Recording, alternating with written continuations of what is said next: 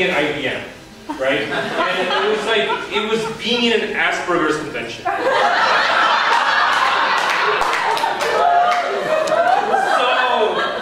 was so painful.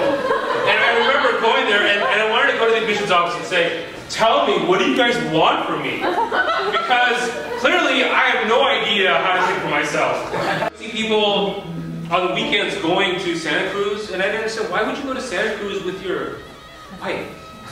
Like, why would you do fun things with your wife?